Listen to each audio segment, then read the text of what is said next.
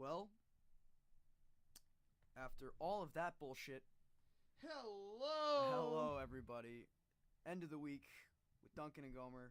I'm Gomer. I'm Duncan. Finally, I don't know how we sound. We should have been on 15 minutes ago. It sounds good on the mixer. It sounds great on the mixer. Duncan bought a new interface. Yep, I can't hear it live. We were troubleshooting the new interface, but I think ultimately the new interface is going to do us much better. If you can't hear it live right now, it's because there's a delay. There's a delay. True. You will hear it eventually. I can't hear any music or anything. It's just pure silence right now. You're going to hear our annoying snobby voices in just a second. Duncan is keeping an eye on the stream right now. Yep. Yep. Are we good?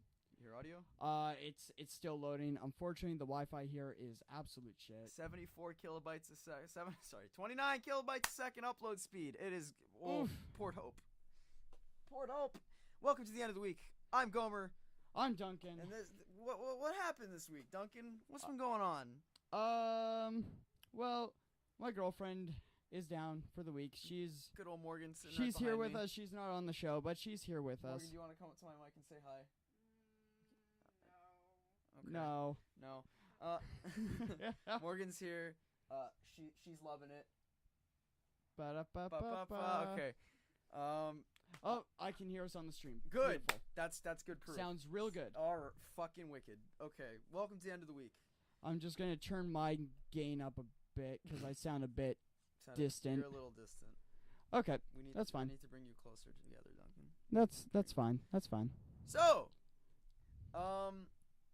this week Duncan made me watch Scott Pilgrim, but it wasn't because we needed a topic. It was because I actually kept getting complaints from my girlfriend specifically saying, you guys watch the weirdest fucking movies that no one's ever seen before. So, Speaking of which, I need to make some corrections to last week. Duncan has a few words to say, but I'm going to finish up. So we decided to pick a movie that pretty much we're goddamn near positive everyone's seen. And if you haven't seen Scott Pilgrim... You're not Canadian. You're not a Canadian. It is the most 2010 hipster fucking Sonic Boom movie ever made, and I goddamn love it. Some of it was shot in Sonic Boom. I'll get to that. Yeah. Go on and make your corrections. Okay, so Nightmare on Elm Street 2, Freddy's Revenge. The screenwriter was not gay. He did intend for there to be gay undertones because this was during the 80s. Shocker. This was when everybody was coming out, and he did want it to be an exploration of people dealing with their sexuality. He could have made it a little more subtle.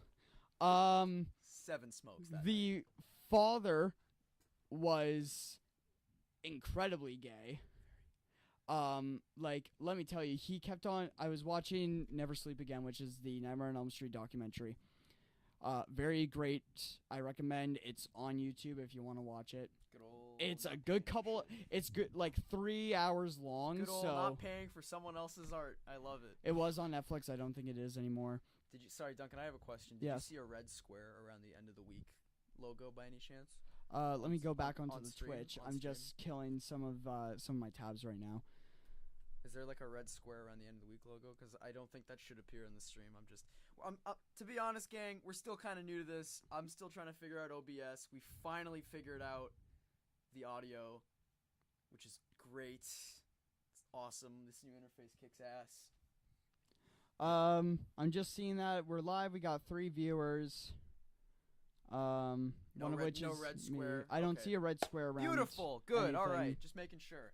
Yep. I wanted to talk. So keep going about your nightmare. I'm so sorry. It's okay. It's okay. The father was incredibly gay. He was very disappointed that he didn't get a blowjob on set. What? Yep. No one gave him head? No one gave him head. Oh my god. The guy who played Jesse was not out at the time, but closeted gay. He was closeted, and this movie kind of made him realize his sexuality. Oh. So when he was doing this movie, he was dealing with his own sexuality. Well. I think my mic's a little quiet. A little quiet? I may have turned the gain down just a bit too much because it's showing me 2 channels right now. You were clipping like crazy on. You're sounding fine. I think I'm better now. Yeah, okay, I'm much better. There now. we are. All right, I'm perfect now. We're pretty much even. Okay. All right. So I think that's really everything. that's all the corrections you wanted to make, is that not everyone was gay? Not everyone was gay. The screenwriter was not gay. He did intend for it to be an exploration of sexuality and everything. Right. But no, I don't think everyone was gay. It was also apparently the worst out of all the movies to shoot. Nobody on that set enjoyed shooting that movie. What is that like? There's another movie that's kind of like that. There's like a movie that literally, it was the fucking Super Mario Brothers movie where Bob Hoskins and John Leguizamo got fucking plastered and they had to get drunk for every scene. Got fucking loaded for every scene, and it ended up with John Leguizamo crashing a van into a wall and breaking Bob Hoskins' arm, so he had to wear like a cast on his arm for the whole rest of production. It was hilarious. Yeah. Rest in peace, Bob Hoskins. Actually, Super Mario Brothers movie got released on Blu-ray, and I kind of want to buy it, but it's like from the UK and expensive, so why? Not happening. Because I actually kind of, it's a hate watch. It's a total hate. It's like The Room for me. It's like it's just kind of, it's fun to watch it bad. It's like Freddy's Dead for me. Yeah. All right, time to do the obligatory music pickups this week. We're gonna start with Duncan. He hasn't really bought any new music, but Spotify, what have you been listening to?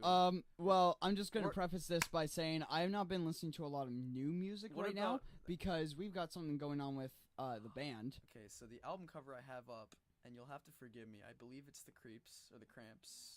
Creeper. Creeper. Yes. Yeah, the Cramps. It's the one with the purple dude and he's standing in Creeper. a purple city. Talk about that album So first. that is Creeper, Eternity in My Arms. Really, really amazing. It just came out in 2017 in October, I believe. I think it's the newest pick. Is Creeper a new band? No, they've been around for a bit, but this is their first full length. I was thinking of the Cramps. I don't know why. That's a cool punk band. Creeper did like 3 EPs beforehand. They've been around for a couple years. Mm-hmm. They did a couple EPs, and then they finally did this full length. And if you've never heard Creeper, the way that I like to recommend to people is think Meatloaf meets the Misfits. Ooh. It's got that heavy punk edge that the Misfits have. Yeah. It's very like gothic styled, but it's also got that musical theater the oomph. Yeah, it's got that theatricality that it's sort of like kind of. I know what you mean. I know what you mean when you say musical theater. It's kind of like I want to say like a rock opera. Like it is. It's a complete rock opera. Like when I think of like music like that, I think of Queenstrike did an album called Operation Mindcrime, and it's a rock opera about this like drug addict who they like train him to be like a super soldier. And the way that the lyrics are written isn't like a traditional song with like a chorus and like verses. It is, but the verses sound more like someone's talking and singing, like singing like this a little bit, but it's weird. It's hard to describe. This is a bit more in the traditional avenue of a regular concept album, I'll say. In terms of like each song is really great on its own, but when you listen to all throughout, it's just this story of heartbreak, and like relationships gone bad. But god damn, if this album is not an amazing album, then it's not an amazing album. Like, hey, it's such an amazing, it's such a killer album. All of the instrumental work on this album's amazing. I'm just gonna say this album's amazing so many times. Is it amazing? The vocalist. I think it's amazing, Morgan. The vocalist. I can't remember his name for the life of me right now, but he has such strong vocals in terms of like he can go from these operatic styled vocals to these like regular sort of fast punk, not screaming, but like that Dead Kennedys style of whipping through lyrics. Everybody, if you may have heard the song Misery, which was on one of their last EPs, the new version of it with the organ in the background is absolutely killer. Trying to think what else. Black Rain is a solid song. Suzanne is amazing. I listen to that at work all the time. I can't recommend this album enough. I Choose to Live is probably one of the best closing tracks that I've heard in a while. Out of 10. Out of 10, I will give it an 8. I'll give it an 8 out of 10. Because eventually, once you're a certain way through the album, it doesn't feel like it lulls, but it feels like some of the songs just needed a bit more time to be worked on. Mm-hmm. Just because order-wise, it feels a bit clunky in like the third act of the album. Yeah. But not, and if you're counting this as a 4-act album, in the third act, it gets like a bit clunky. It just feels like these are filler songs. Right. They're good songs, but they just don't feel like they fit with the rest of the flow of the album. It's filler. Okay. Yeah. So how about you? How about me? Well, I mean, we still can go through your albums. I mean, you still want to just want to do my side first and then do your side? Yeah, I feel like if we get that out of the way, we can kind of like, because I know we got Beans on Toast rolling up the hill next. And what do you got to say about Beans on Toast? Beans. Because I like Frank Turner. I like Frank Turner a lot. Mm-hmm. And Beans J. Beans J. That's his birth name. is one of Frank Turner's best friends, and you and I are both big Frank Turner fans. I love his music. Yeah, his music. Everybody in our friend group. His music has genuinely changed my life, and I honestly like. That's the thing. He speaks to me in some ways. Everybody within like our sort of friend group really loves Frank Turner. You're not really friends with Duncan Ennis if you don't like Frank Turner. Is what I'm trying to say. Essentially. It's like so Beans is, I think, one of his best friends. Can I interject for a minute? Yep. I'm terribly sorry for the poor quality album covers that I'm posting here, because literally this was a last minute idea, and maybe next time Duncan will get back to me quicker on what albums he's been listening to, so I can find. You texted me while I was in the car. True. We can find some. Come pick you up. We can find some high-res images. Go on though about Beans on Toast. It's just a little tech nick pic. So he's a British acoustic folk artist. Does like more traditional style folk stuff. Mm-hmm. Really storytelling. Rolling Up the Hill, I think, was the first album that I listened to by him. It has one of my favorite. It was the first song that I ever heard of his, which is The Great American Novelist, mm-hmm. which is just sort of his story about touring through the U.S. as someone from the U.K. Yeah. What else is on that album? I think, one second, I'm just going to go through the track list of that album. Absolutely. I think Driving Me Crazy is on that album, which is about him in a traffic jam. Yeah. Which is relatable a Man. lot. Okay, worse than being in a traffic jam, a train that's not moving. Oh my fucking god. Separate topic, but I mean, holy shit. Yesterday, for those that don't know me, I'm currently enrolled at Durham College right now. I don't live in Whitby, I don't live in Oshawa, I live in Coburg, and I have to fucking commute out there every day. So, on Wednesday, at like 7 o'clock in the morning when I'm leaving, we're driving, and we're about, I'd say maybe 15 minutes away, and we stop in Clarington for 20. And I end up being an hour late for my 8 o'clock class. I got there at 9, and I missed so much shit in 1 hour. It was incredible. Now, I don't blame Via. Via has nothing to do with it. They just kind of share those tracks with CN. I blame CN. Canadian National. Fucking Canadian National has to get their shit together. I remember when the first snowfall of the year happened, my train was at the station for like 45 minutes. Thank God I had like a 10 p.m. class that day. I could kind of, miss some time. But like, holy shit. You know why? The fucking rails were iced over. That's why. They had to like scrape shit off the fucking rail. And I just remember we're going like 20 kilometers an hour past a bunch of CN workers who look like they haven't even had a cup of coffee yet. In like the middle, like Port Hope, and I'm looking at them, I'm like nodding my head. It's like, come on, guy. You couldn't have done this at like 4 when no one's awake. Come on, guy. Come on, guy. So yeah, and yesterday I had to wait on. I got on the train in Oshawa, leaving to go home, and we didn't move for half an hour. Oh my We were still at the station. We just didn't move for half an hour because there was a fucking cargo train just going at like a good 40. It was just teasing us. It was going like speed limit in like a school zone. It was just fucking. It was like just it's a snail's pace, dude. It's it was like, how's it going? And I was just looking at it, and the fucking pissed off French Canadian guy next to me was like, "A tabernacle," and he was like, he was not happy one bit. I could Bonjour, bonjour fromage. I could hear the madness in his French voice. And anyway, I'm sorry. Keep going back to okay, Beans on so Toast. Beans on Toast. Traffic Jam. Yep, he's got Driving Me Crazy. I like that title. Song about him in a traffic jam. He pulls over to the side of the road, drinks a bottle of tequila. Yeah. And he's just like, you know what? What rush was I in? Like, for all I know, somebody got into a car crash. Oh, yeah. You know, why am I being angry? At the end of the day, it could come to that. What else have we got here? Well, this was after he married his wife, so he's got a love song to her, Aww. which is on like most of his albums. Aw, heart emoji. They're so cute. Aw. All of his merch on his website is like all of his t-shirts are literally like pictures off of his phone of his wife wearing his t-shirt. Like you can tell it's off of his phone. That's adorable. That's he's got a love song to her called "I'm Home When You Hold Me."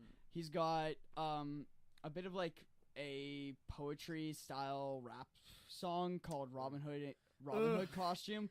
It's like weird. White people rapping. It's not like he's even trying to. I don't know. It's Macklemore weird. and Ryan Lewis available at your local Starbucks on 12-inch. Vinyl. Okay, go on. Sorry. What else do we got here? Actual- God is a Cartoonist, which is song. basically about like people getting angry at political cartoons and stuff that are about religion. Don't be roasting my man Ben Garrison. He's a talented fucking Yeah. artist, man. He's Graphics. No, I'm just He's don't got call me that. a song called "The Art of Friendship," which is about his artist friend who painted a special picture for him for free for his wife's birthday, Oh, and all he had to pay was writing a song about his friend. very heartfelt sounding album. I might. give it a It's a listen. really solid album if you like your sort of political stuff, but you want something a bit more chill. Go with Beans on Toast, or might even give it a just listen. relaxing type stuff. Listen to more Frank Turner. Yeah, listen to more Frank Make you a Turner. better Listen person. to more stuff from Extra Mile Records. Yeah. They have some really great stuff on there. All right, moving on. What would you give that 1 out of 10 though? That 1 out of 10, you know what? Bit lower than Eternity in my arms. I'm gonna give it like a 7 out of 10. 7 out of 10. Just because it's got some tracks on there that are kind of meh. But the tracks that are on there that I like, I really like. All right, next album.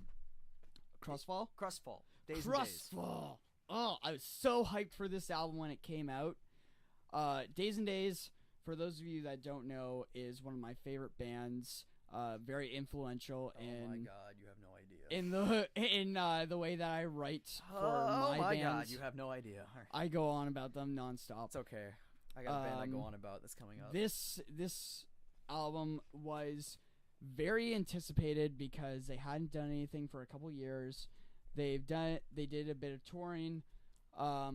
They released like one song that's not even on this album. I got a question. Is this a newer, like, when did this come out? This came out 2017. Okay, Early year. 2017. All right, last year. So it's probably I'm about not a- too familiar with, like, Days and Days lore, as it were, so Yeah. I have no clue, like, what's going on. But okay, keep going. Sorry. Yeah, so most of the stuff that like you've heard me play is from their 2013 album, Road Okay. Taxidermy, which was the last album that they did before this. 2013. Yeah. Okay, so They did a split that was in 2015, but they only did like 4 songs. So they kind of just went on a hiatus. And... Well, that's the thing. They were just like playing live shows. They just did live shows okay. and tours and stuff like that. All right. But yeah, so they've got a lot of their heavier stuff, like I Want to See It Burn, which is a really heavy song. Mm-hmm. Note Idol, Exhausted Insomniac, Instrumental Breakdown. What else have we got here? Save a Life, which is about fucking killing cops. Jesus. I'm literally Whoa. wearing a Days and Days shirt right now. He is too. that I just got. I can prove it. We're thinking about getting a camera set up in here if this boy would clean his fucking room. No. Also, if I got better Wi-Fi, because I think Yeah, camera no, would oh my just god, kill that would it. like your mom would come and complain. What the fuck's going on the internet? We've also got some more of their more like not chill but upbeat songs. So "Risk to Live" is a fun song. Trying to think what else over here. "Wholesale Failure," which is like the biggest song off of this album, is really good. "Days and Days of Our Lives" is really good. I like that title. Yep. "Little Blue Pill" Part 4. The final, or potentially the final, in the Little Blue Pill series the of songs. Yeah. Yep. Yeah. And then "Crestfall," the title track of the album, which closes out the album. Really fun. Overall, I think this is a really fun album. Usually, I don't skip past any of the songs on this album. I just listen through them all the way through, and it's great for sing-alongs and everything. I love this album. Out of through 10. and through. Out of 10. Out of 10, I'll give it, for what it is, a good old 8. Good old 8 out of 10. Good old 8 out of 10. Good old 8 out of 10. You know what? If you don't like your rougher kind of recording, it does not sound professional, but that's part of the charm. That's part of the charm with it. Exactly. That's part of the charm. So what about your picks? What about me? Well, it's been a pretty good week for me. It's been a pretty good week for the Gomes. The last Backyard Riot show I helped out at, I made a bit of money, and I was like, all right, you know what? I'm going to go nuts this week. So I hit up my favorite record store, probably. It isn't so much a record store, more of a quote-unquote disc depot, and they basically just sell used media. So it's called Deja Vu Discs. They have a couple locations. This is a free plug, but I love them. I go there all the time. Deja Vu Discs, they have a location in Oshawa, Ajax, and Scarborough. To my knowledge, it's the only 3 I know of. Very, very, very cool store. Very cool store. I've taken Duncan there. I spent so much money on Boxing Day. Morgan, I'm sorry. I gotta out your boyfriend here. Duncan on Boxing Day spent over $90, close to $100 or so on CDs. This is before you and I were dating. Yeah, don't worry. He wasn't. Don't worry. But like I took him here, and it was like half off or 25% off everything in the store. And the moment he stepped through the fucking door, his jaw dropped to the floor like he was like a kid that found his I don't know, his dad's Playboy mags or some shit. Like he was like, what the fuck? Oh, cool. And we immediately goes to the punk section, pulls out like 10 Against Me albums. I'm like, oh, you lucked out. Yeah, some Anti-Flag. I don't quite remember what I got. I can't remember everything, but I know that now half of my CD collection was from that one trip. I think you got New Wave that day. I did get New Wave. I got that special edition of New Wave with the live DVD. Yeah. So, I went, and I've been going to this store for a couple weeks now. Most of my vinyl pickups from probably the last podcast were from there, but it's literally across the street from the Oshawa Center.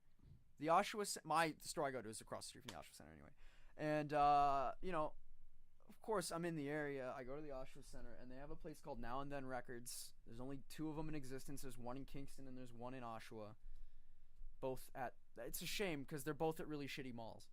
Isn't there one in Belleville as well? Nope. No.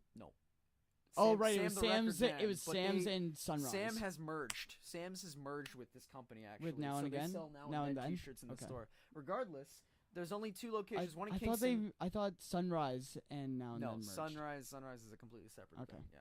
So 2 separate locations. Logistics. One at the Cataraqui Center, which is a sad mall. It's a very sad mall. And then one at the Oshawa Morgan Center. lives in Kingston, so. One at the Oshawa Center, which I don't like. I actually like the Kingston location much better. But I'm going off on a tangent. So this week I picked up probably the most amount of money I've spent on an album, and I'm holding it in my hand because I wanted to show Duncan. I brought all the albums I'm showcasing today. Greta Van Fleet's Black Smoke Rising. Now I have been going on about Greta Van Fleet. Don't pass that to me right now. I got put the coke down, Duncan. What? Greta Van Fleet is a Michigan-based, I believe they're from Michigan anyway. Michigan-based hard rock band in a similar vein to Led Zeppelin. And by similar vein, I mean, holy shit, this could pass for new Led Zeppelin material. This is legitimate, like, if Led Zeppelin released music now, it'd probably sound like this. So it's 3 brothers on vocals, guitar, and bass, and then a friend of theirs on drums. and this is their first EP, and holy shit, it is the most. It's insane. It's absolutely mental. The amount of just the vocal capabilities that these guys, who by the way are just old enough to drink in the States, they're like 20 years old. I gotta say, this is beautiful album art. The lead singer sounds so much like Robert Plant. It's fucking scary. It's crazy. Safari Song, the second track on the EP, just has this point in the song where he's just wailing. He's like, "Do you remember what I said when I got down on my knees?" Is this I'm like like, double album? no, it's a single. It's just a single. It's a gatefold. It's double. It's a Okay, gotcha. gatefold. So it's like, honestly, Duncan, I don't know how big you are into Led Zeppelin. Ever since I started getting into vinyl, I've just been digging through my dad's old records and shit, and he doesn't have any Zeppelin. But I've been listening to a lot more Zeppelin since I started listening to vinyl, and I want to own Led Zeppelin 1 on vinyl. But until then, Greta Van Fleet, Black Smoke Rising is fucking kick-ass. It's only 4 tracks. It's the most amount of money I've spent on a record. You spent $30 on a 4-track $30 album. on a 4-track EP. Don't do that, kids. God damn it. Bad. But at least I own it now. All right. I would probably give this. Realistically, these guys have so much potential.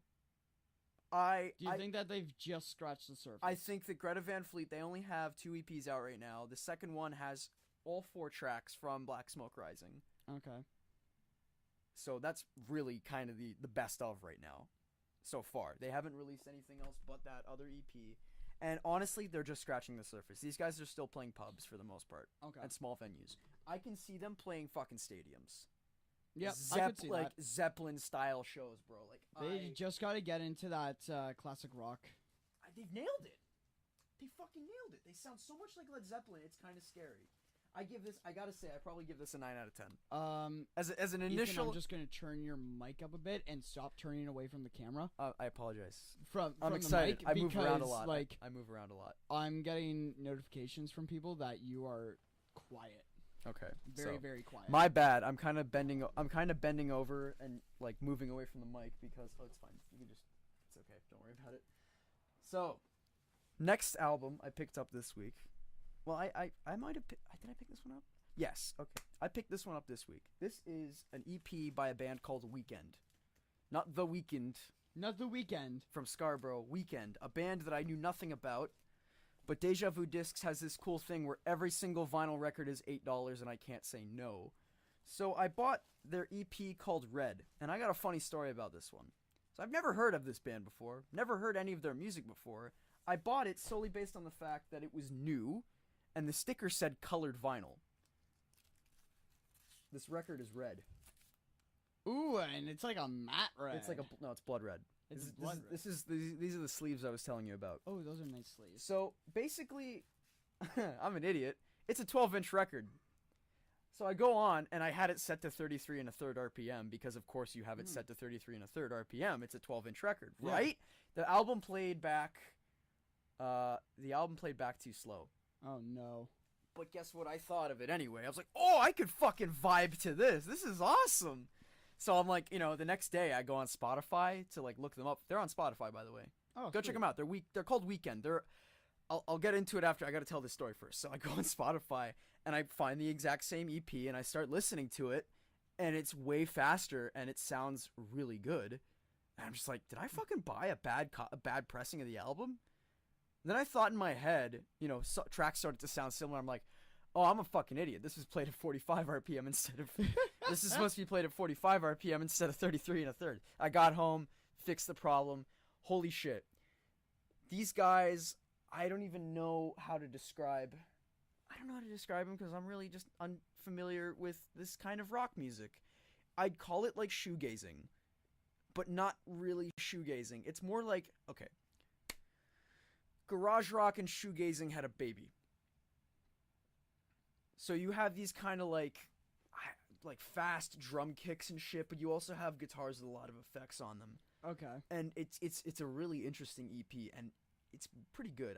I don't know. It's pretty cheap too if you can find it kicking about. Like, I doubt it. I don't know. I kind of stumbled across this at a record store, and it was just kind of in the cheapo bin, really. The vinyl bin. They don't really categorize it. They don't really do anything with it. But the song "Your Own Nothing," which is the third track. By the way, I couldn't find an actual picture of like a high quality picture of the front cover. So this is the track list, the back, what you're seeing right now. And the song "Your Own Nothing" has some of the best drumming I've ever heard, and I want to play the drums. Realistically, that's one of my favorite instruments. I've always wanted to try to learn. And that guy's, I don't know the name of any of these artists, by the way. I honestly can't find much about this band. They have a Wikipedia. There isn't much about them. Okay. And they're very, very good. Highly recommend Weekends Red. I'm really bad at describing this album, but it came as a complete just surprise to me. And crate digging at record stores and buying shit just solely based on cover can be really hit or miss. Mm-hmm. I'm really glad this was a hit. So I give this a 7 out of 10, I'd say. Okay. Weekends Red, check it out. Finally, the last album I picked up same day as Weekends Red. No, pardon me, I picked this up a couple weeks ago. So this is an album called Blissed Out Fatalists by the band Blissed Out Fatalists, and I thought it was a new recording. Boy howdy, was I sure shocked as fuck to find out there's nothing about this band online. Oh boy. Nowhere. Nothing. No Wikipedia article. Nothing. There's okay, so you know what I did? Was I started inspecting the cover. Alright? This makes me nervous. This is the type of shit that makes me nervous. Now, what I found out about this band is that they're a noise rock band from Los Angeles. Oh boy, okay. They formed in the 1980s. Okay, yes. And this album was actually released in 1987. Mm-hmm. Okay. So, it was released to not kind of critical disdain. Critics fucking hated it, actually. They usually hate noise rock. It was critically lambasted. And it kind of just ended up in dollar bins at record stores. Yeah. So these college kids and people that were into the grunge scene picked it up, and it kind of has a bit of a cult following. Mm-hmm. I can't find anything about it on Wikipedia, though, or anywhere, so I had no idea. It turns out they pretty much have the complete history of the band in the liner notes. Essentially. I'm not kidding. It's all here. It's Blissed Out Fatalists was a band formed in Los Angeles by two of us. By two of us. I'm kind of just trying to read it. So here.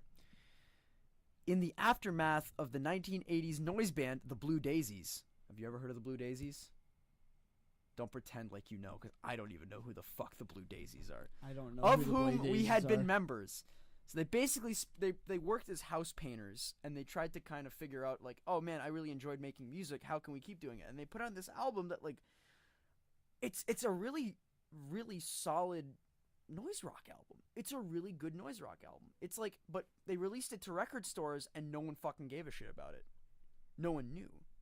And the critics lambasted it, but it grew a cult following. Yeah. So this is a reissue, as I said. This is what the reissued cover looks like, because it was originally released in yellow and gray. Okay. In the 80s. And then, it's weird, Captured Tracks, which is the record label that has artists such as Mac DeMarco signed to it. Mm. Their sister label, Body Drop Records, reissued this. Completely just out of the blue. Because why not? Because why not? And they just said it's because, well, this album deserves more praise than it actually got. And honestly, Duncan, I don't know how big you are into noise rock. I'm kind of iffy on it.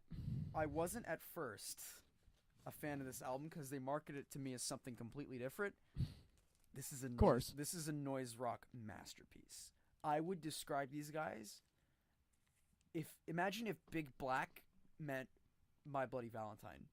Oh, that is how these guys sound. It is fucking crazy. They are so good. It's an 8-track album. And like I said, noise rock masterpiece. For noise rock, it's 10 out of 10. For me, I'd probably give it an 8 out of 10. Personal review, just because I wasn't too familiar with them at first, it's starting to grow on me. Blissed Out Fatalists. Blissed Out Fatalists. Go check it out. Great album. 8 out of 10. Now, Duncan. Yes. Earlier today, I told you I went to the record store. Okay. And I picked up... He hasn't shown me this yet. I picked up a bit of a last-minute surprise. Okay. So let me just get the picture here on screen so everyone at home can see it. So I was flipping through the 45 section because I kind of need to build that up. And I saw this and I kind of shit my pants a little bit. Oh boy. Fuck you. So, Death from Above, Freeze Me.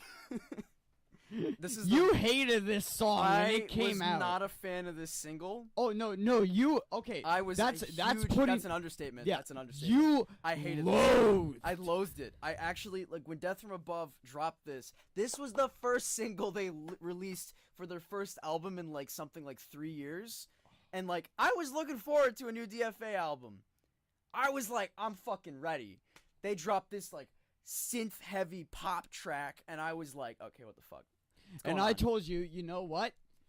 Take it easy. It's their first single after a long time of not putting an album out. They gotta play it safe. I was fuming. You were fuming, and then the next single came out, and guess what happened? What was the next single? Holy Books. Holy Books is a wicked track. Exactly. What I told you was gonna happen happened, and then you heard the album. So the and album, you went, it's fucking amazing. No. Initially, I heard the album. Oh, you hated it, but you still said that. Hated it. I initially heard the album and was like, "Yeah, it's good. It's different." And then it started to grow on me. It really did. And I gotta say that. Outrageous Now is a really solid album. It's a really fucking good album. If I gotta give that album a review, it's a 9 out of 10. Solid. Oh yeah, it's so good. But I hated Freeze Me when it came out. Now that I've heard Freeze Me as a part of a complete package. Oh yeah, I appreciate it more because that album flows beautifully. It does. It flows so much better than any other Death from Above record. Like every song feels like it's in the right place. Like I don't even care anymore. Yeah. So yeah, when I saw this today, I kind of was like, oh, that's nifty. Little 7-inch Death from Above, Freeze Me, record store day exclusive, on clear vinyl. I'm kind of just making Duncan wince right now. This is like one of the coolest things I own. And I'm literally gonna see this and shit my pants. I hate that it comes in one of these shitty paper sleeves that scratches the fucking vinyl, but it has to, unfortunately, because. Oh my god, it's clear as fuck. It's like transparent. I'm sorry if that sounds like shit to anybody I was at the trade station. I was like, yeah, alright, I'll break the seal. I was like, I didn't even take it out of the thing. I just like kind of popped the sleeve open a bit. I'm like, yo. No way. Yo, dude. No way. It has a bonus track that wasn't released on the. We're gonna listen to that. On the B side. We'll listen to it when we're done the podcast. Yes. For sure. And honestly, I had a conversation with the chick at the counter. I'm like, I didn't like this album initially. It grew on me. And she goes, what's wrong with you? I'm like, Don't act like you knew any better. Don't act like you knew any better. You thought this was gonna. You heard Freeze Me and you thought it was gonna be a fucking pop album. I heard Freeze Me and I was just like, I'm tentative, but I have the feeling that they're gonna go heavy. And if the album's called Outrageous Now, they're gonna go heavy. I'm outraged that was their first single. They needed to play it safe. I get it. All right. I think we can finally segue into the main topic of the night. Main topic of the night! Which is our boy Scott Pilgrim. So. Fuck! So, as I said before, solely picked this movie because my girlfriend told us to pick a movie that everyone had kind of seen. Yeah, and you know what? It was good because Morgan, Sam, and I, and Alicia, Sam's girlfriend, had a movie night Monday night and watched Scott Pilgrim again. Oh, shit. It was Sam's second or third time watching Scott Pilgrim. Yeah. And it was Alicia's first time. She changed her name to Ramona Flowers on Twitter. I think she enjoyed the movie. But yeah, Shout out to Alicia. What's up? I love the movie so much. I have read the comics. If I talk about the comics at all, I'm sorry if I get things wrong. I'm a bit rusty on them. It's been a while, but I remember really enjoying them. I have the first 3 volumes. All right. I don't have the last couple. 6. Yeah. There's 9 books. I, on the other hand, completely different story. Only seen the movie. Yeah. And this was your second time seeing it. This was my second time watching it. First time, I didn't really give a shit. Second time, kind of had to give a shit. Boy, howdy, did I enjoy the hell out of this movie. It's such a good movie. It is a phenomenal, like, pop culture explosion. It's a pop culture explosion, and it's also, like, a modern Canadian culture explosion at the same time. I would say it's even a modern Canadian classic. Oh, yeah. It's a new boy classic, I'd say. It's so rich with just like so much references. And you know what? I was thinking about this the other day. This morning. And they're so casual that you don't feel like they're being forced down your throat. Yeah. Which I got to segue for a minute. So when I take the train every day, there's when you go to sign in, they constantly just pump you with ads for shows on the CBC. And I gotta say some shit about the fucking government-mandated television that's being churned out by the Canadian Broadcasting Corporation and how fucking terrible it is. Oh, God. Oh, my God, dude. It is unfucking holy how, like, they force the fuck out of Canadian accents on every single one of those shows. Oh, how's it going, how's it going? Like, there's just so many Canadian stereotypes that they overplay and they overdo. It's like Americans doing Canadian TV. But it's not. It's the Canadian government funding this shit, and it's the worst. And none of this content to me just seems like organic. Yeah. It seems like government-mandated bullshit. It's like the Tragically Hip. It's like how Tragically Hip is, like, supported by the Canadian government. They're just pushing that shit. No, listen to this, They talk about the Kingston prison break, and a bunch of Canadian history, It's good for you. No! It is good to know the history of this country, but I will agree. I find the Tragically Hip somewhat bland. I don't like them at all. I respect what they did. I respect how they did it. Oh, yeah, Gord Downie, I'm not going to deny that guy did nothing for Canada because he sure as hell was a very, very, very good ambassador for our country. But terrible band. I fucking hate their music. I really don't like the Tragically Hip as a band. I don't think they put out any memorable songs personally. You know what? Bob Cajun, the one thing that can come to my mind, only because it was in Trailer Park Boys, the movie. It was the end credits song for that fucking movie. I don't like the Tragically Hip that much. And I know I'm basing it off of like one song, but I'm not. I'm really not. I've heard a lot of Tragically Hip songs. I'm not impressed. I was gonna say, isn't your girlfriend's family a huge... Shout out to Jen. My girlfriend's mother is a huge Hip fan, and she was very, very saddened by the death of Gord Downie, as many Canadians were. But I was not very affected. I went, you know what? It sucks, but... Yeah, it's like, okay, great. But, like, holy shit, the whole country collapsed that day. Do you remember Trudeau went on the fucking news and started, like, crying? He was bawling his fucking eyes out. We need to get away from this. Okay. Regardless, the point I was trying to make is that Canadians do a terrible job of portraying Canadians. Yeah, we do a bad job of representing ourselves. And I think of, kind of related, I think of, you remember Tropic Thunder? Yes. I think of Tropic Thunder when, that scene when Robert Downey Jr. is like, you know, he plays a black guy in that movie. Yeah. And he's a total method actor, so he's pretending to be this character throughout the entire movie. And the actual black guy in the movie starts calling him out on his bullshit. Oh, yeah. And I'm just like, that's exactly how I feel about every Canadian television. I feel like, you know, we don't all sound like that, right? Yeah. You know, we're not just like beer and cigarettes, right? You know, we have personality, and we're not like, oh, Timmy's You know, I mean, look at Drake. If Drake was like that, I don't think he'd be as popular as he is. Of course not, man.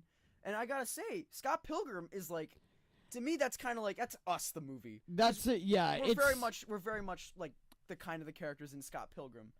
Dude, I was saying that to Sam, that as we get older, and Morgan as well, as we get older, that movie and like these characters become so much more and more relatable. And the fact of the matter is that they filmed it in Toronto. Yeah. I have my problems with the movie, and we'll get to that later, but I love the fact that they filmed it on Bathurst, which, as far as I can tell, is very close to the comic, as most of the events take place at, like, Honest Ed's and Sonic Boom. Yep, there's a fight in Honest Ed's in the comic. When it was on Bathurst, now it's on Spadina, but Sonic Boom was once on Bathurst, and they have footage of old Sonic Boom in that movie, and my little heart just kind of flutters a bit, because I remember walking those aisles when I was a young kid. A bunch of Toronto venues. Oh my God. The Rocket isn't around anymore, but it was a venue. It's now, fun fact, it's now a strip club, and it's cleaner as a strip club than it ever was as a venue. Oh, I remember the joke in that movie. This is the Rocket. This place is a toilet. Yeah. I remember that. That was good. Very true. I'm surprised they didn't play the Rivoli. I don't Come think on. was the Rivoli around the. The Rivoli has been around for a while. I think it was around, but it was one of those things where it's just like a pretentious thing. Do you know my Whereas, favorite thing? Sorry, can I interject? Yep. You know my favorite thing about Scott Pilgrim was the coffee of choice was Coffee Time or Country Style. Or something. second cup. Second cup, dude. It wasn't Tim Hortons.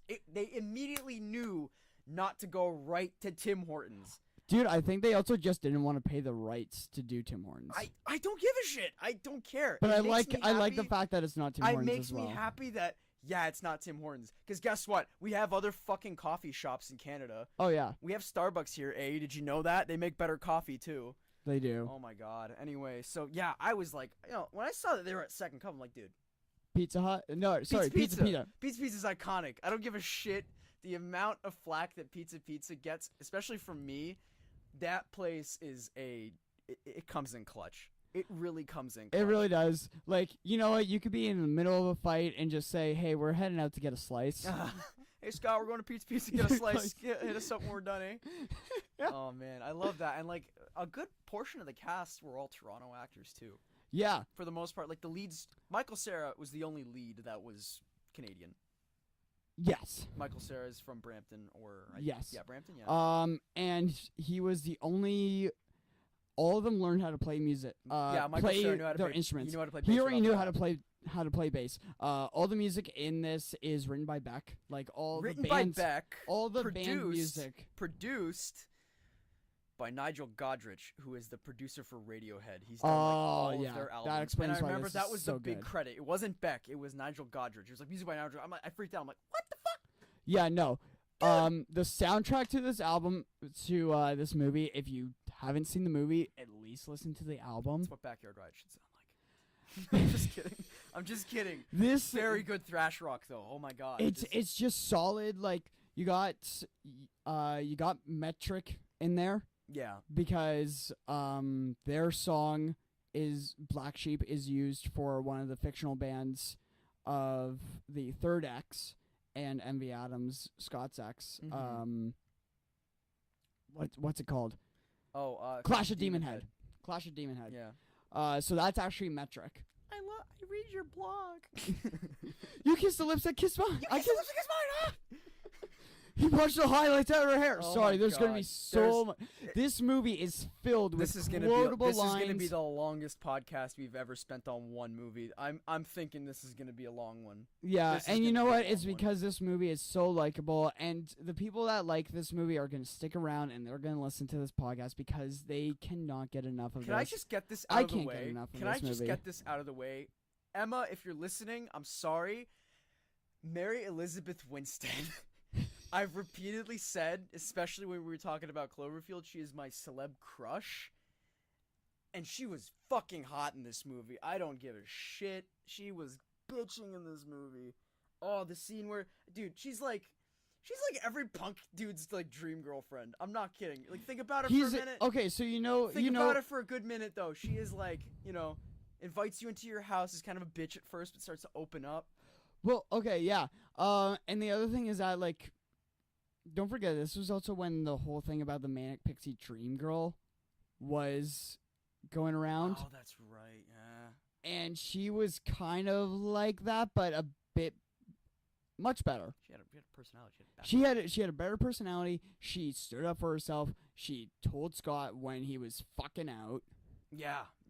When he was out of line. She went. And she's much better in the comics because the comics take place over a year. Yeah. Whereas This movie is 9 books compressed into one, essentially. And we have to touch on this as well. The movie rights got sold after the first volume came out. Mm-hmm. So the rest of the stories were being made at the same time that the movie was being written. Yeah. To the point that I believe the last volume came out after the movie came out. Had already premiered. So, and also this movie came out at the worst time. It went up again. I can't remember exactly what it went up against, but it got murdered at the box office because it went up against like some it was Christmas time. Grown-ups. I don't No. know. It was at Christmas It time. was an Adam Sandler movie. It was at Christmas time, and it was going up against like Oscar bait. Oh, okay, yeah, that'll do it. So it's really got killed at the box office, and it really shouldn't have. And I believe that's why. Luckily, it's got that cult following, and it keeps on getting bigger and bigger. I like how faithful the art direction was to the comics. That's It's something because you don't... Brian Lee O'Malley had such an intricate hand in the production of the movie. Like, I'm just looking at the thumbnail that I picked here, and I'm like, yeah, that's accurate. That's exactly what everyone looks like, minus Envy Adams. Envy Adams. And the reason that they did that was because they tried her with a red wig, and the Didn't actress work. just did not look Brie good. Larson didn't want to fuck. I understand. No. It wasn't even the fact that she had a problem with it. It was the fact that like everybody on set just went, nah. All right. So they made her blonde instead, and it works. It makes her look. It works. looks. Honestly, it looks good. If you haven't seen Scott Pilgrim, what's wrong with you? Watch There's so much... the movie. We will say. I don't know. I will say. Scott in the movie is a complete asshole. Yeah. He's a fucking Yeah, asshole. I can relate to Scott Pilgrim on some levels. But you will fall in love with the side characters. Knives Chow you know what?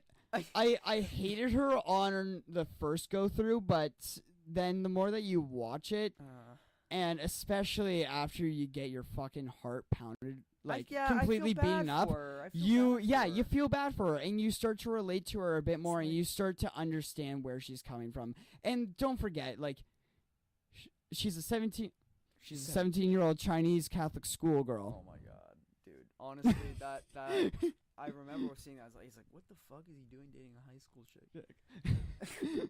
Honestly, though, pretty... He's totally dating a high school chick. He's over the mourning period. Dating a high schooler is the mourning period. Honestly, man, I gotta talk from the film buff side of things. Yep. They couldn't have picked a better director. Yes. Edgar Wright he was the right man for the job, if you will. No, Edgar Wright did such a kick-ass job directing this movie, and he made it look like a comic when it needed to be. He made it look like a video game when it needed to be, and he just the visual gags in this movie are insane. And the audio gags. Yeah. Edgar Wright has this thing that he does, and you can notice it if you watch the Cornetto trilogy too. Edgar Wright does this thing where... Do we want to do that next? Sure.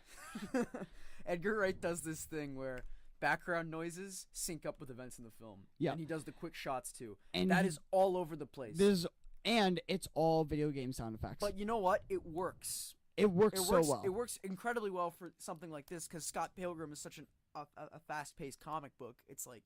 Mm-hmm. Well, the fight scenes to some extent, right? But like also like that movie sort of has like an ADD quality to it, where it's kind of like scenes. Oh, it's bouncing around. It's bouncing around, right? But it's all It's consistently bouncing around. Mm-hmm. I like to say. But I gotta say, like, I've never stopped loving this movie. You know what? I like it. Mm-hmm. I don't love it.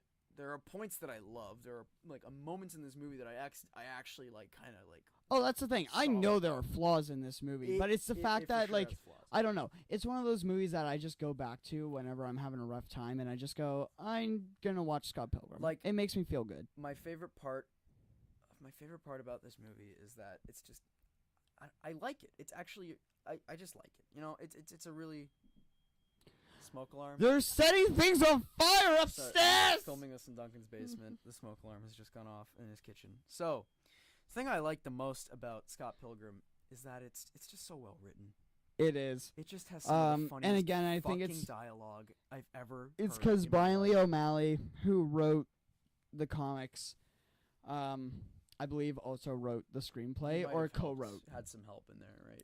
Yeah, no, he had a hand in writing it, and it's evident. That's great. I like it when they give. This is an example of why it's awesome to let the original creator have a hand in making their fucking making their project based off of their property. Right? On another hand, a horrible example of letting a creator have a hand in. If you say Hellraiser, I'm gonna kick your ass.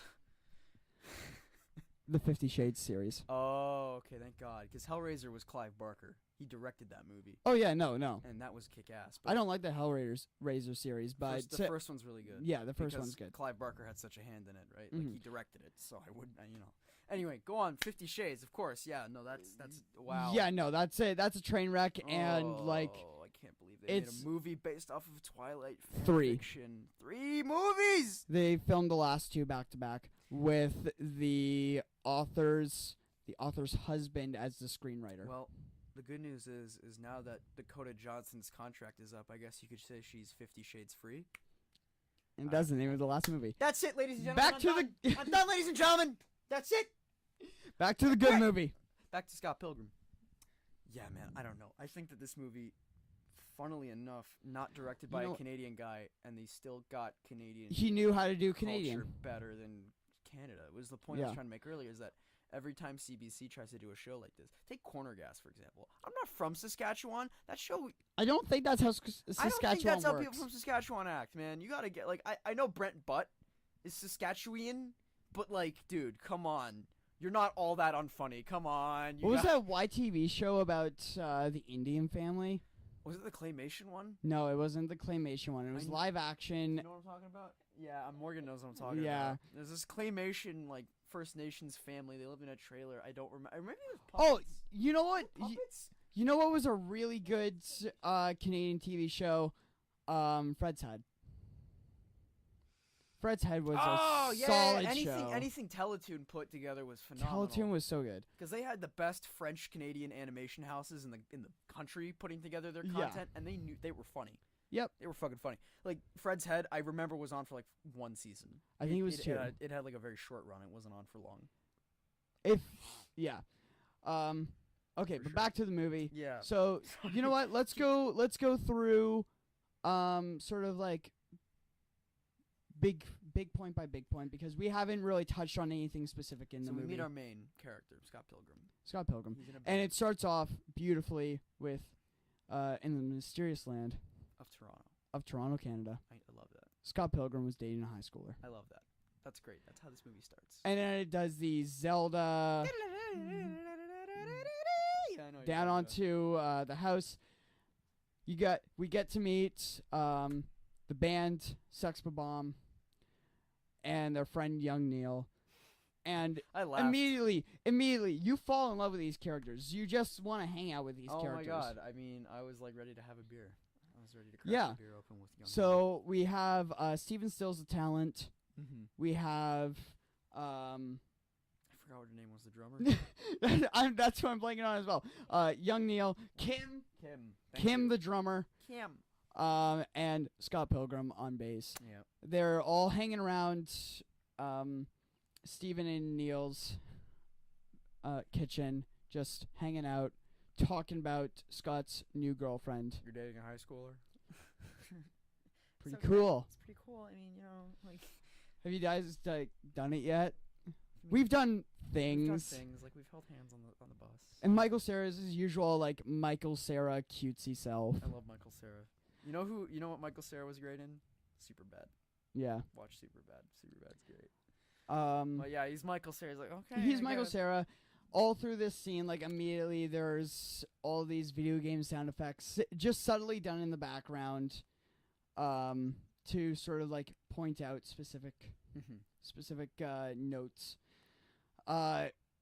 Kim is the most like fucking savage person ever. Oh, Kim's the best. Kim's awesome. Kim is like, I don't even know. Kim is Kim. She's based off of somebody. I can't just pin it right now, but Kim is like literally. We all know a Kim. We all who's know just a like Kim. done with everybody's We shit. all know a but Kim. she still hangs around. I can be Kim. Yeah, you can be Kim. I can be Kim at some points. I'm not kidding. I'm a bitch. I'm a bitch sometimes. All right. Kim is a great character though. And then we get to meet. We're introduced to Scott's girlfriend. Yeah. Knives. By the way, Chow. every time that you meet somebody, a little title card comes up with like them. Stats. Like, I yeah, don't with know, them it's like, and then a stat. it's like age and then like something about them. It's like over it or like I don't know. This Yeah. is John. He's 25. Over it. And like that's it. And, like Yeah. I don't know. It's great. That movie. I don't know. Little shit like if that. you can't tell, like this movie's just so lovable. Little shit like that. Just I love it so much. So yeah, we meet Knives Chow. She's really shy, and we get the feeling that she's never really encountered this sort of like indie music scene. Yeah, before. she's not really familiar with it. Like, it's just, you know. And there are so many people that I've met. You're one of them. Yep. That as soon as I introduce them to like the sort of local music scene or the local indie scene or even just like the underground punk scene. Shout out to Beyond the Wall. Yeah. You just get that you guys are amazing. Shout out to Downturns. Yeah. Shout out to Wayne Kennedy, Dad. He's all right. No, I like Wayne. Wayne's pretty great. Pretty great. That title sequence though to the intro song. Wow. Okay, that intro song is officially called We Are Sex Bomb, but fuck you, I'm calling it Launchpad McQuack. Yeah, I gotta call it Launchpad McQuack too. That's funny. Can we start off with Launchpad McQuack? That's not the name of the song. 1, 2, 3, 4. Oh, dude, no, man. We are Sex Bomb. I love all of the very blown out guitar that you hear throughout the soundtrack. And it's done on an acoustic electric, which bless I love. You gotta do that at Backyard Riot shows. We just that's what mine sounds like. You gotta start doing Sex Bomb covers. I think I'm gonna talk to Sam about doing Garbage Truck or Threshold. I'll just go up there and fucking go ham on drums. I won't even play anything. I'll just fucking smash drums. That's all you have to do. That's all I gotta do. Dude, the soundtrack in this movie kicks so much ass, and I was like seriously debating buying it on vinyl today. Because it was on Amazon, it's only $30. It's $30. And it's $30. So good. Morgan's looking at me right now like, oh shit, I know what to get Duncan for his birthday or for our anniversary. I was gonna do that. All right. $30. You have $30 in your bank account right now. Do not. $30. It's a good, very solid, you know, soundtrack. That blew me away. I was like on Wikipedia later looking up the movie so I would have stuff to talk about. Not that the movie didn't provide me with anything, but still, like, just, you know, more stuff, right? And like, I found out that the soundtrack was just written by Beck. Yeah. Kind of composed by him too, but produced by Nigel Godrich, and I was like, wow, this does sound a bit like Radiohead. To some extent, I mean, there are points that sound like the later tracks off of Radiohead's album In Rainbows. Mm-hmm. Which, there is a song... Now, are you talking about the score or the soundtrack? Because the soundtrack also has, like, licensed songs on it. Like Sex Bomb playing... Oh, the Sex Bomb songs. Okay, yeah, Sex Bomb played, I'm like, yeah, you know what? I love the Sex Bomb songs. This kind of sounds like Radiohead to some extent. Like, the way that Godrich produced it, it's like, yeah, wow, this is pretty great. And honestly, like, I might buy this soundtrack on vinyl. Yeah. I might actually I think I will. I might. If I do not receive it. Don't count on your girlfriend now. It's such a shitty thing. Come on. But, yeah, no. So then it starts going through sort of Scott's usual day. We get one of my favorite lines of the movie from After Practice. Scott, if your life had a face, I would punch it. From Kim. Golden quote. That's a golden one. I think I want that tattooed on me somewhere. Morgan's just looking at him. Morgan's looking at me like, what poor life decisions are you going to make right now? So yeah, then it starts just going through Scott's usual day. Then we get to meet one of my favorite characters, Wallace, Scott's gay roommate. Oh my god, Kieran Culkin is fucking hysterical in this movie. He plays the funniest gay dude I've ever seen.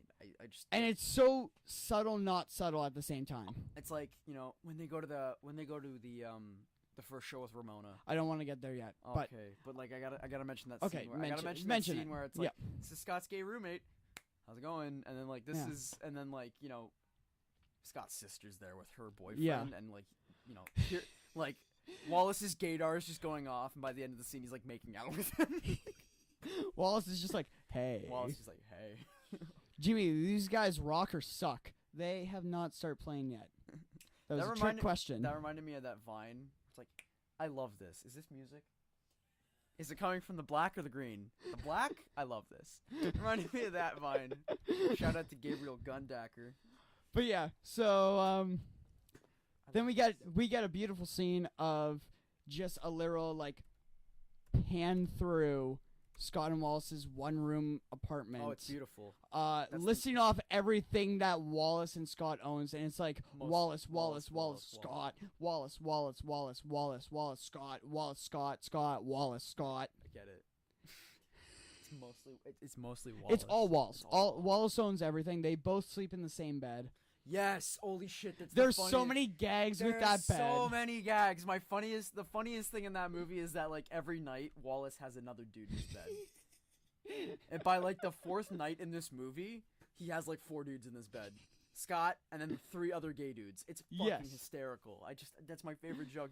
They all wake up and they're just like one by one. It's like, can we think about guys for a minute and not Ramona? Like, so we get to a scene where Scott is pretty much kind of roasted by his roommates, and he's kind of guilted about dating a 17-year-old. Yes. Oh, his sister. His sister especially. You know me.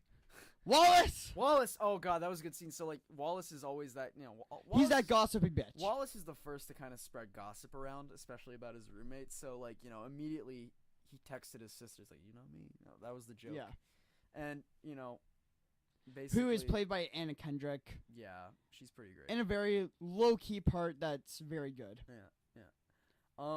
I like that, I think that's funny, though. The scene where they introduced Ramona was pretty funny. Yes, the sort of in he's having a dream. This is one of those things that sort of just bypassed for gags in the movie, but is explored more and more in the comics. The idea of subspace and this sort of like mind space area. Mm-hmm. But basically, like, Ramona just literally skates through Scott's dreams. He realizes how shitty his life is right now. Like, he's not happy in the relationship that he's in. He's like, yeah, she's nice and all, but I just don't feel happy. And like anything. And he's literally in a desert with one cactus by himself. Yeah. Just going, I'm so alone, and Ramona just skates by, just like, you're not alone. You're just having some idiotic dream. And his immediate reaction is, does that mean we can make out? That becomes a running gag throughout the movie. That becomes a running gag. But yeah, so then it's him just sort of like... He wakes up from this idiotic dream. Yeah.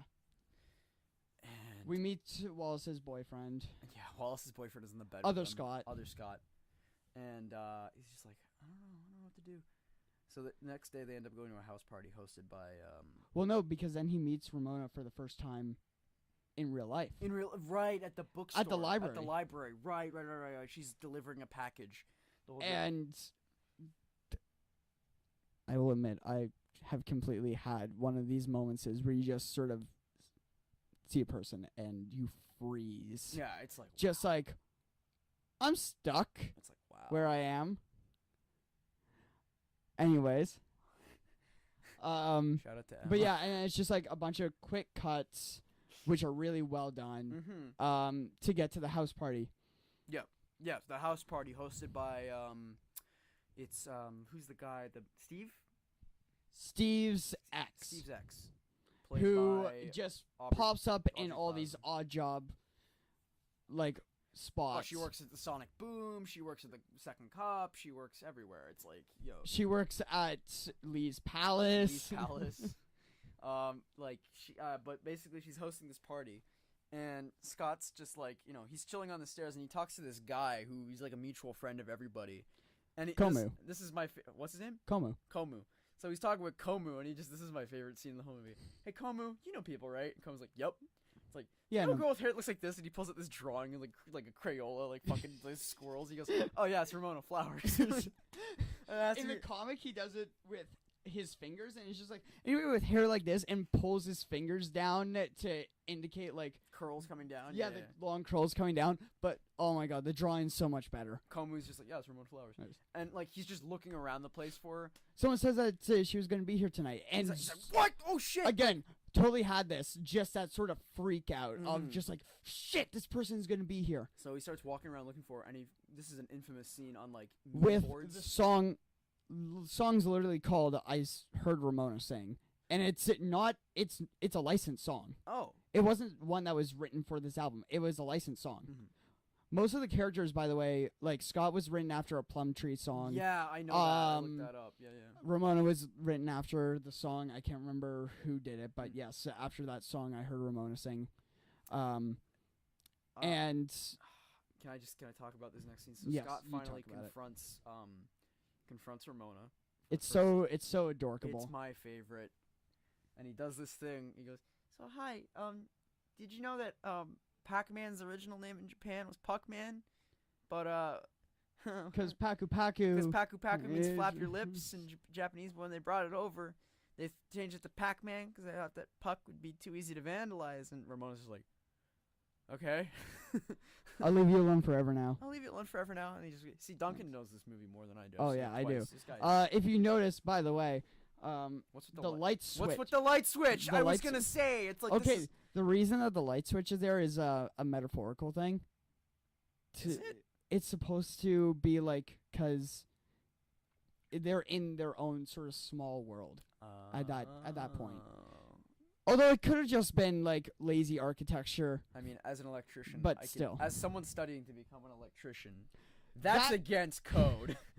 That is not code. That is not code. That is section 12 dash fucking 134 sub rule A. Don't fucking install. Yeah. Quote from the book. Don't fucking install receptacles 2 meters in the air. It's not right. If you have to reach above your head to turn the light switch on, no. It's like, oh shit, time for bed. No. Like, dude. But yeah, no, that's cool. That light switch is, and that's exactly how it is in the comic. Yeah. Yep. I didn't know that. That's pretty cool. Especially with the text disappearing as Scott inches over to Ramona a bit more. The only thing, again, is Ramona is a bit less of a bitch in the comic. Is she? As opposed, because she feels exactly as awkward as Scott does in the comic. Whereas in the movie, she's just like, I just don't want to talk to you. So, yeah. Then Scott goes to talk to everybody about her to find out as much as he can. And we get a great exchange with him and young Neil. I love that name. Young Neil. He's just like, she's real. Who? Ramona Flowers. What? Oh, man. And then he's just like jumping from person to person to person, trying to find out. He lands and back at. I get one of my favorite characters. She's got some battle scars, dude. Just a random guy, but he pops up. Honestly, like, I don't know a lot about this movie. Duncan seems to have this whole fucking script memorized. Let me put it this way. This is some classic Duncan Morgan history here. Also involving Ronan Sherwin. Oh no! Shout out to Ronan Sherwin if you're watching this. So Ronan would always say that he was Scott Pilgrim and that Morgan was Ramona Flowers. Which I gotta say, I agree. Fucking love you, babe. She is Ramona Flowers. She is. Nice gal. Bit of a bitch when she's hungry, though. I'm sorry. I didn't mean it. No, I am. Okay. I was about Back to say. to work. All right. Last night, you wanted that pickle.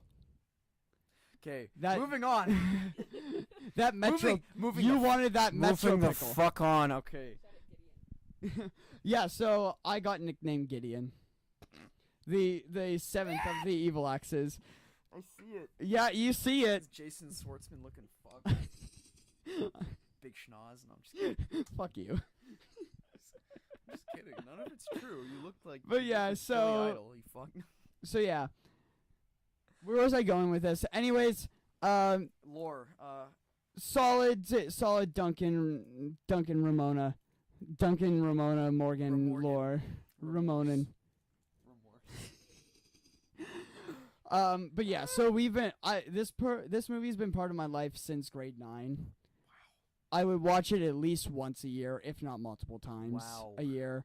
And again, like, Morgan and I can watch this movie and basically quote our way through the entire movie. I can't really do that. And I can guarantee you, once we move out to Mississauga, that we will go to a midnight screening of this movie, because they do midnight screenings I'm of this sure. movie. I'm sure. Of this movie. All right. So, we meet Ramona. Ramona seems pretty cool. Bit bitchy, but Scott just comes out of nowhere. I think it was a little earlier on in the movie. Scott was like, I need to meet this girl. I'm gonna order a package on Amazon because she works at Amazon. It's after that. It's after that. So I found out she works at Amazon. I'm gonna order a package on Amazon. What's the website for Amazon.ca? So like, guess who's drunk? Wallace literally texts while he's unconscious. That's amazing. Which is beautiful. That's some god shit right there. We get a great cut of night to morning of literally just Wallace in the exact same position. Yeah, he didn't move. He didn't move. He was just like the whole night. And like, I don't know. Out of nowhere, Scott gets an email. Right. Yes. From I don't know what his name is. From the ex that's Indian. I am. Oh, Fuck. You're gonna pull this out of your ass, Duncan. And by your ass, I mean probably IMDb, because that's what we do here on Under the Week. Not research, but last minute bullshitting. So, Matthew Patel, and I didn't even pull it up. I was gonna say Raj Patel, but thank God you said Matthew, because I probably would have been called a racist twat. No, because this movie is filled with so much low-key racism. Yeah. Like, Matthew was the only non-white, not jock boy in town, so of course I dated him. You hipster fuck. Ramona. My girlfriend is texting me right now. She's saying, "Did you seriously shout out my mom?" Yes. Yeah, I did. I did shout out your mom. Hi, Jen. But yeah, no, like, oh, she's the only other viewer. But so he gets an email. We get to see this email, the whole fight to the death and everything. Him and Ramona are not officially dating at this point. No. But this is sort of one of those things of, like, he's just getting too close for comfort. Yeah. Yeah, this, like, well, Scott just goes, this is a boring email. Yeah, even Scott though deletes the email, and then I think his package shows up in the next scene, right? No, Knives shows up. Who? Knives shows up. That's right. And he is about to break up with her when we find out he didn't have the heart. The fucking bastard. I know the situation, but goddamn it, you got to do it. And we get the whole, like, set up for the Battle of the Bands, which becomes this sort of subplot through the movie, is the Battle of the Bands that Sex Bomb is playing in. I got this band from Brampton here. Crash and the Boys. Crash and the Boys. It's a song dedicated to the guy. Keeps streaming in the balcony. It's called Okay, we'll get to that. We'll get to that. Please die. So, we get that. We get it. The amazing pee scene with the pee bar. Yes, the pee bar. It's iconic. I want a shirt. It says pee bar. And then another great, just so many great transitions through this entire movie. Like we said before, this movie is just well shot, it well edited, flows so and well. flows beautifully. Like I said, it's consistently all over the place. Yep. So we get to see literally Ramona delivering Scott's package while she's in his dreams. Yeah, he has and a then dream. He wakes up and he's just like, I just saw you delivering me this package. Is that weird? And she's just like, no. You literally have a convenient subspace highway that runs through your head. It lets me deliver packages so much fucking quicker. That's why I'm so good at this job. You guys don't have them in Canada, but I mean, like, I found one here. I don't know if that was, like, legit. It was a joke about metric and imperial system. Because she's saying it in the imperial system, and then she's just like, oh, wait, I forgot you guys. So, no, in metric. Yeah. And no, she's saying it in imperial. Yeah, she's saying it in imperial. Oh, wait, I forgot you don't do that. Yeah. But yeah, so then we get that he's, like, trying to get her on a date, and he eventually wins her over. And we get this beautiful thing which if you've watched the special features, you would know the scene that I'm talking about literally takes, I think it's 70, it took 70 takes. What scene? The throwing the Oh my package fucking over his God. head into the trash They can. couldn't have just CG'd it. No, they really? didn't CG it. They did it, and Morgan's got her Metro pickle right now that she was so angry about last night. That is a big pickle. I'm moving on. It wasn't a euphemism. It was a literal pickle. This is it's at least an 1.5-inch diameter pickle. It is a fucking. Oh yeah, it's a monster. It's a girthy boy. And it's spicy. Go on. But yeah, so Pickles. then we get to see Scott and Ramona's first date. Oh my god, that scene made me laugh and cry and. It made me laugh and cry. It's so cute. Dude, when they go back to her place, this is what I mean when I say that. Okay, earlier on I said Ramona is like the perfect punk girlfriend. She's not. She is the most well-written girlfriend in any movie, for sure. I take back what I said earlier.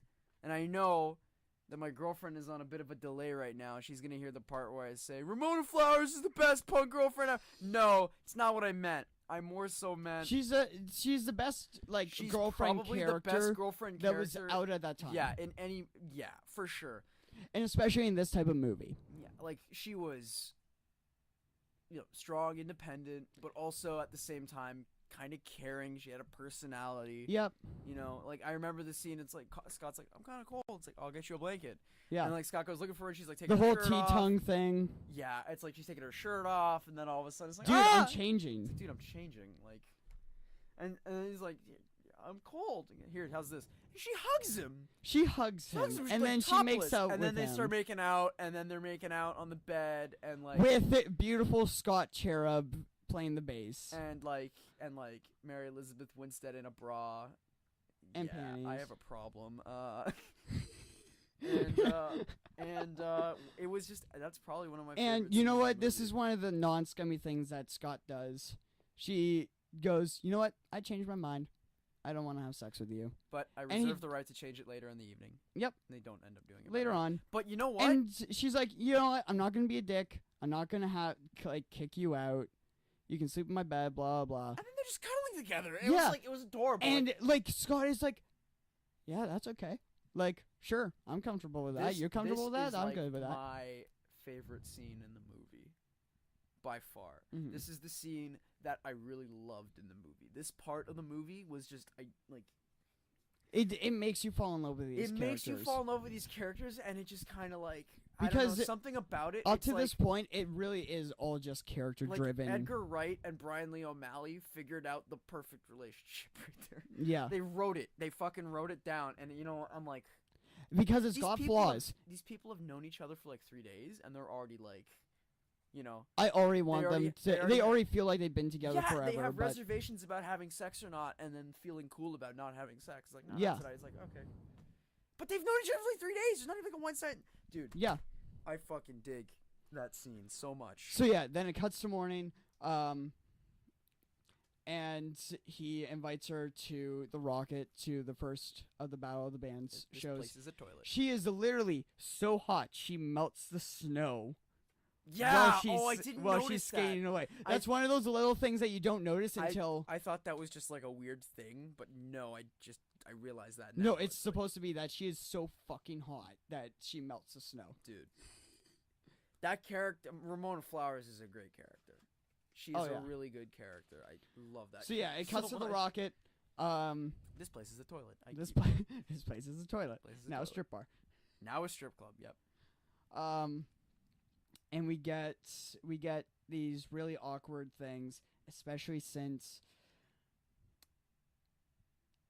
Scott is still dating Knives. Oh, right. This scene. This is fucked up. So what happens is Scott sees everybody Ramona. knows except for Ramona and Knives. This is my favorite part. So they Scott is like, "Hey, Ramona, you came. These are my friends." And they starts introducing him to the bandmates, his sisters. Like, I'm Scott's sister. It's my boyfriend. Scott's gay roommate.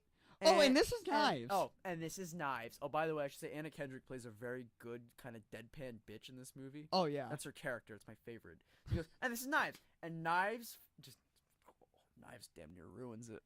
Knives yeah. runs up and just gives him a big ol' fucking smooch. Kiss on the mouth. Kiss on the mouth, and it was like emphasized Slow-mo. with a heart coming out of that. Yeah. And Scott was just like, oh no, I have to go. Oh, what was it?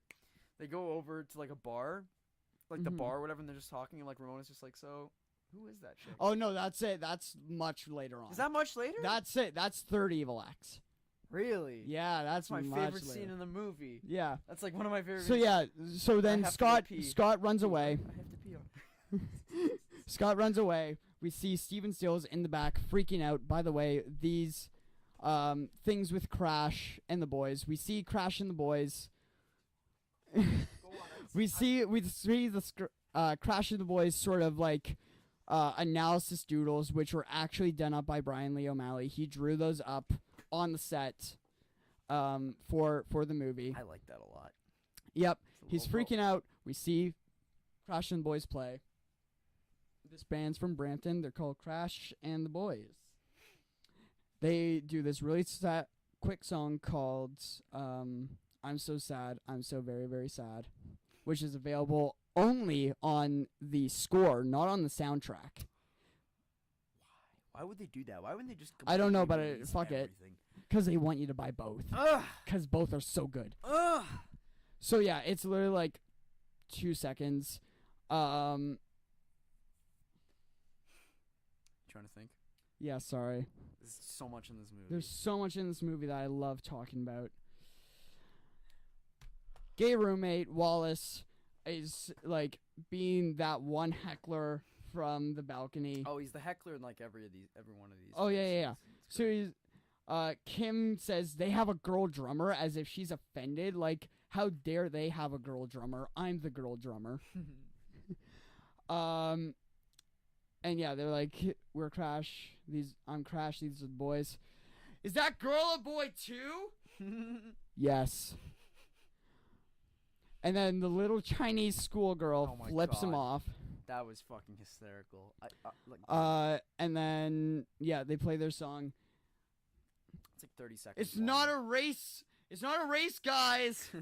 Okay, this one goes out to the guy who keeps on yelling out from the balcony. This song's called We Hate You, Please Die. That song fucking rips. That is a slapper, that one. I gotta say, that, like I said before, whole soundtrack kicks ass. And honestly, Beck and Nigel Godrich did an amazing job. We get a beautiful thing of Steven Stills flipping his shit through this song with the subtitles literally all over the screen. I love it. Of what he's saying. great. And like Scott's zoned out watching Ramona. Kim is staring at the female drummer, and I don't know where young Neil is. Yeah, young Neil's off. somewhere. Young Neil's off doing his thing. And he just freaks out. And then after they're done their song, we see Ramona and Knives start to talk, and Scott immediately goes, "Oh no, this is horrible." Turns around, slaps Steven, and just goes, "We need to play Now and Loud." Yeah. And he's like, "Okay." All right. Then we get one of my favorite songs in the movie, Garbage Truck. Garbage Truck is a banger. It's one of those classic garage rock songs. Garbage Rock is a slapper. It is so good. Dude. So it's very sexual. Yeah. But yeah, no, it's just It's great loud. song. She's going. Knives has fainted at this point. They're just chilling. Ramona's getting the sexual innuendos. Mm-hmm. And then suddenly, out of nowhere, bursting from the ceiling, Is Matthew Patel. Scott Pilgrim. Oh. And it just goes slow-mo, like, what should I do? What What do do I do? What do I do? And beautiful slow-mo, Wallace screaming at him, fight! Throws his bass aside, gets ready, block, counter. Oh, How did he know how to fight? okay, that's the thing. Plot hole. I'm sorry. In the comics, it's explained everybody knows that Scott is one of the best fighters ever. just weirdly, he's one of the best fighters ever. Just kind of like they don't know why, he just is. He just is. Okay. Yeah, in the movie, it's kind of out of nowhere. He's just kick-ass. Mm-hmm. So we get this, we get this look at Matthew Patel. Oh yeah, like the Brian Lee O'Malley animates these little segments where it's like, well, at least it's done in his art style. I don't know. Oh no, he animates them. It was basically kind of like a backstory of why Ramona was dating. Yeah. It was like it was in the Which, grade. sorry, again, one of those little visual gags that I love.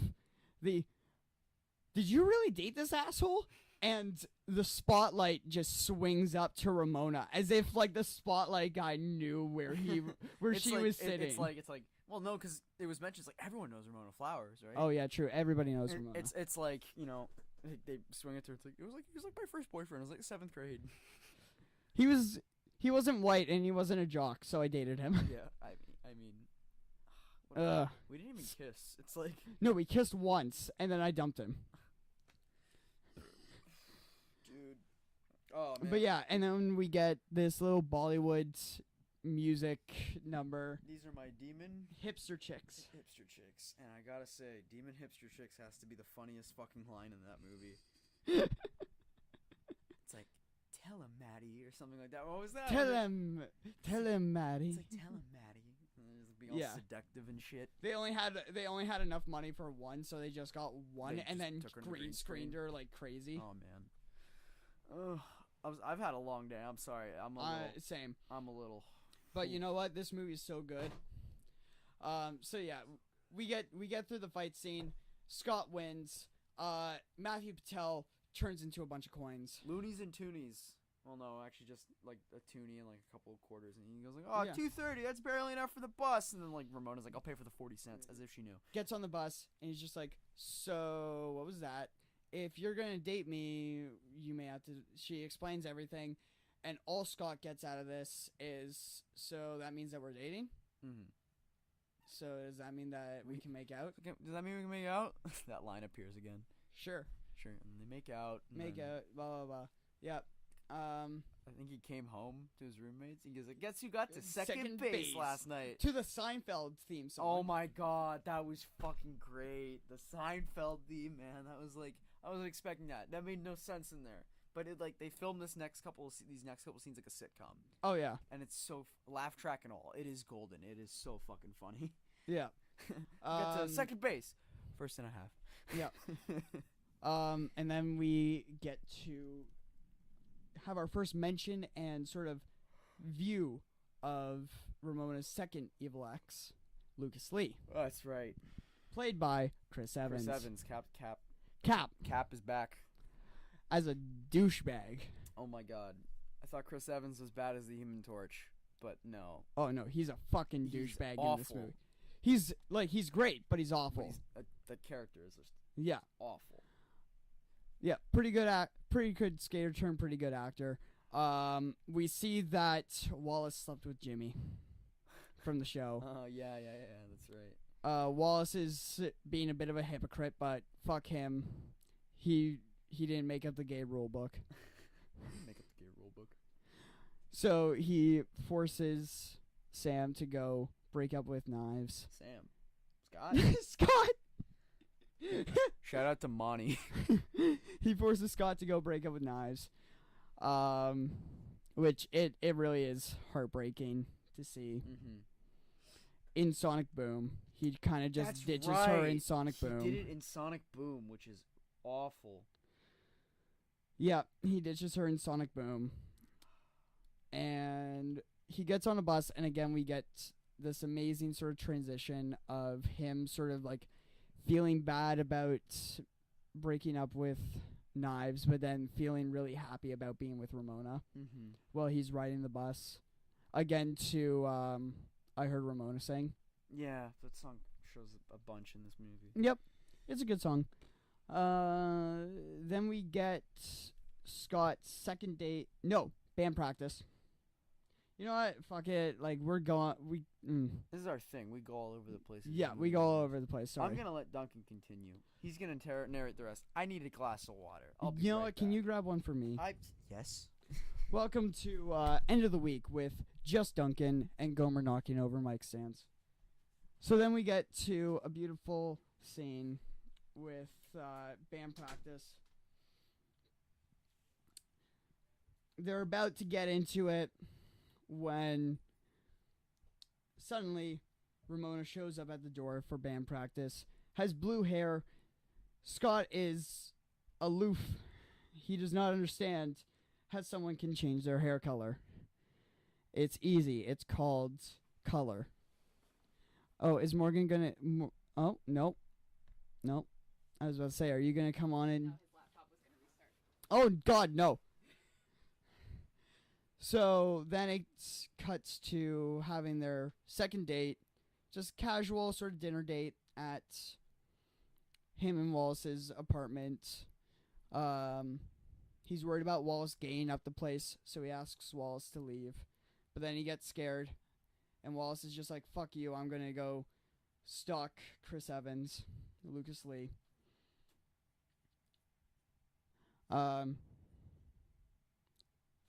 Yep, come in. Hello. Yeah, don't worry. I come with beverages. Oh, good. Some Wawa. We get a bunch of really great lines in this scene, the date scene. We get, this is honestly some of the best garlic bread I've ever had. Honestly, I could eat garlic bread all day. Garlic bread's You good. get fat. You get fat from eating garlic bread. How'd you get fat? Bread makes you fat. Bread makes you fat? Bread makes you fat? Oh, did you get to the part where she dyes her hair like Yes, spontaneously and he's like not ready for it? Oh my god, that was fucking hysterical. He's like, what? Let her hair, I don't know how to react. What do I do? She changed her hair. She didn't even make a big deal about it. Like, She's fickle. Michael Cera being Michael Cera. She's fickle. So, yeah. Moving this closer. And then it's counting down till the hour. He says, I wrote you a song.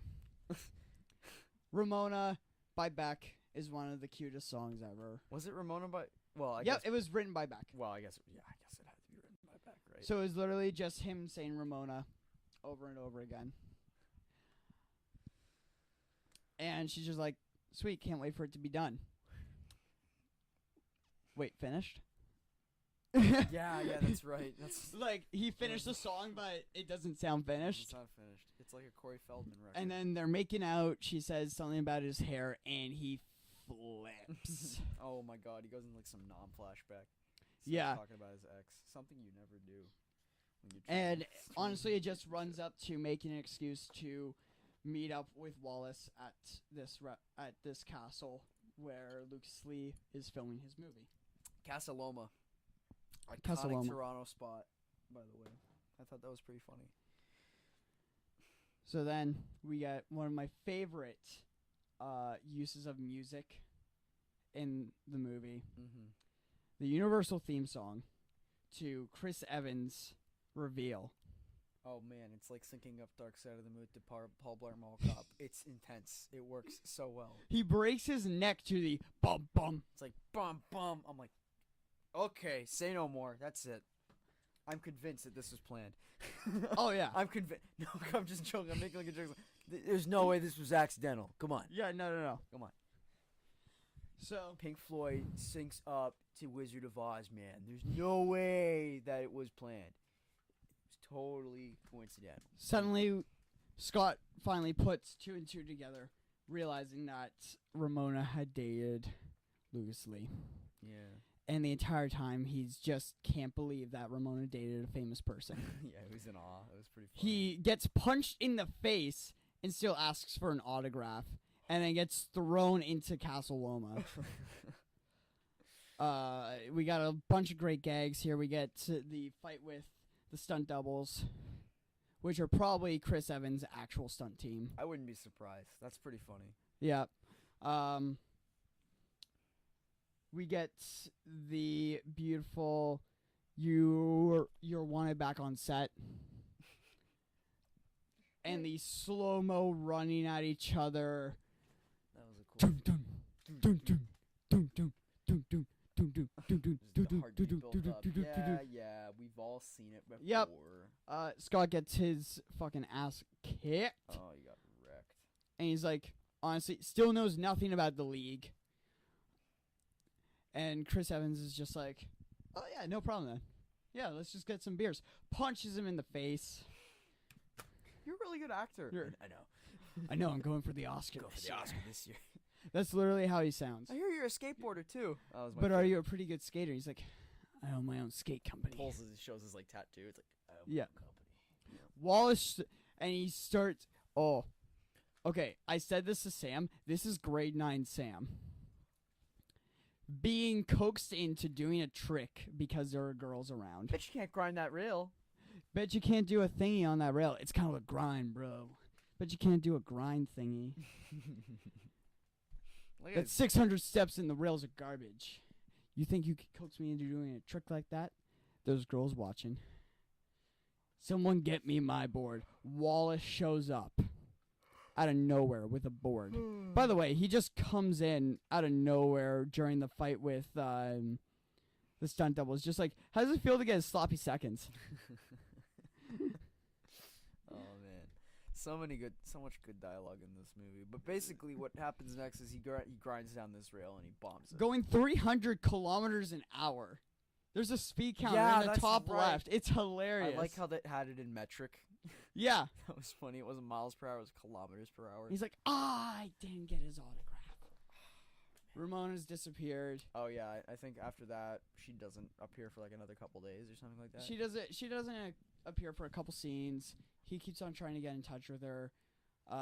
Everything sucks. Literally, he spells it out on the side. We get with probably one of my he favorite. spells it out on the side of a refrigerator with those magnets that you probably had as Yep. a kid. I'm you know. lesbians. Was that I'm in Lesbians with you? Yeah. Are you sure we're not missing a part? No, because then it's Wallace saying you got to break out the L word. Lesbians? I wasn't joking with you, Scott. I wasn't fucking with you, Scott. Lesbian. It's love, Scott. Plus, I'm banking on her calling you back because I need you to move out, Yeah. and I don't want to feel all guilty and shit. So then, Scott gets a call from his ex, Envy. Yes, Envy. Who? The most over-dramatic acting in this movie, and it's the best. Like, in a stage whisper for the entire time. Honestly, hilarious. And she's just going on and on. I'm sorry, I'm falling asleep. I'm actually really tired. I got up at 6 this morning. I lost all my energy. I actually had no caffeine today because I was having heart palpitations. And I don't know why. Oh, bud. I don't know why. Bud, no. I had 0 caffeine, and all of a sudden, like, I could just feel that my heart was beating a little faster, and I'm like, I don't know if I'm having a heart Hey, you know what? palpitation. I'm getting really hungry. Do you want to take over? I'm going to run upstairs, grab some chips. You can grab some chips. Just Okay. don't eat them into the mic. I'm not going to eat them into the mic. So, Okay, I'll be right back. We're at the scene, second cup. second cup. Is this where he's going to meet his sister, but she leaves? Is that something? But she leaves, yes. She leaves. Okay. And we get the blackout.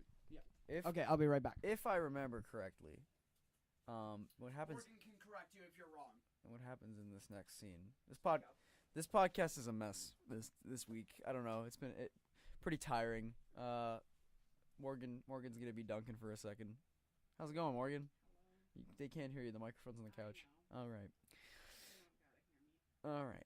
So, basically, what happens is he calls his sister. He's standing right outside the second cup that she works at, and is basically, I need to talk to you. It's like, okay, well, I mean, I'm literally inside right now. She goes in, leaves. I don't really want to. Duncan gets too intricate with the details. I'm just gonna be very, very, very simplistic. Basically, he goes in. His sister's left. Starts talking to the. What's going on? Well, I don't know. Are you just looking at the microphone? I don't know how he knows all this information. It's literally just Well, he has the IMDb open on that screen. I it's know just for a fact. the trailer not playing. He was looking at it. It's just showing the cast. Honestly, at this point, man, I think he just knows the movie inside and out. Like, I don't know. I remember though. Can we just talk about that Ronan Sherman bit for a sec? I remember Ronan like playing the Scott Pilgrim shit up, and I had no idea. I thought he just really liked the movie. I didn't realize there was lore. I didn't realize there was more to that. I had 7 exes, including Duncan. Ah. And you remember what I looked like in 9th grade. Ah. That was way accurate. That was way accurate. Where did you find all this information? I told you, he's just seen the movie a million times. I thought we were playing footsies for a minute there. That was my bad. Ooh. I know, I'm sorry. I had to stretch my legs. Meow. Sitting. Okay, so where are you guys at? We went off topic because I didn't want to talk about Scott Pilgrim for a minute. We were talking about Ronan. We're talking Bro, God, I hope he's not watching this. No, we have 0 viewers on Twitch currently. Cool. Yeah, that's how it goes. Texting my girlfriend, you still watching? She goes, no. She hasn't even responded, actually. Yeah, I always fall asleep to the podcast. Yeah, I know, it's boring. Talking shit about my own podcast. I should stop streaming, just have a moment to, like, relax. Tell you what, everybody. Scott Pilgrim vs. The World is a great movie. Don't want to go into complete plot synopsis. Give you a good plot summary. Scott Pilgrim is a down-on-his-luck guy whose life is kind of in the shitter. He meets a girl that has the potential to change his life, and she can, but he has to defeat her 7 evil exes. And she has dated some interesting people. Everyone from an Indian dude, only because he was an Indian dude, a vegan who wasn't quite a vegan when they were dating, but, you know, it happened. Went to Vegan Academy. You partook in a plate of chicken parmesan. Chicken's not vegan? Played by Brendan Routh, the guy that played Superman once and was actually pretty good as Superman. And what else? Twins who have no dialogue, and their scene is kind of shitty. I don't like it when they're at that club, and it's like the CG fight scene. I'm not a fan of that. I love that scene just because the song Threshold is a kick-ass song. Yeah, like I said, the soundtrack is a really good thing. And then I think after that, that was the 5th and 6th. I think then it's the lesbian girlfriend. That's 4th. That's the 4th? Yeah, the lesbian girlfriend. Oh, is okay, so the 4th. twins are 5 and 6. And then Gideon, played by the most, he's probably my favorite male actor, Jason Schwartzman. He just knows how to play an asshole. He just knows how to play the most unlikable twat you've ever met. He literally comes rolling up in his limo playing Under My Thumb by the Rolling Stones. Dude, and that's kind of foreshadowing the fact that Ramona has a microchip implanted in the back of her head. Basically, Gideon has been controlling her. Evil. It's very evil. It's like he literally just has control over me. I'm just like, that's just stupid. No, literally, Scott, he has control over me. That's evil. Honestly, like, it's I'm just Fight scenes are amazing. Fight scenes are amazing. The base battle is a total standout with the 3rd evil axe. Right, with the yes, that's insane. Oh my god. That was nuts. You know what I saw today? They kicked that kind of made me laugh. So What? So Deadmau5 Mm-hmm. made a bass line for a song that is, you know, it's programmed. So it'll be impossible to recreate on an actual bass guitar. So you think some guy actually did it in one take perfectly.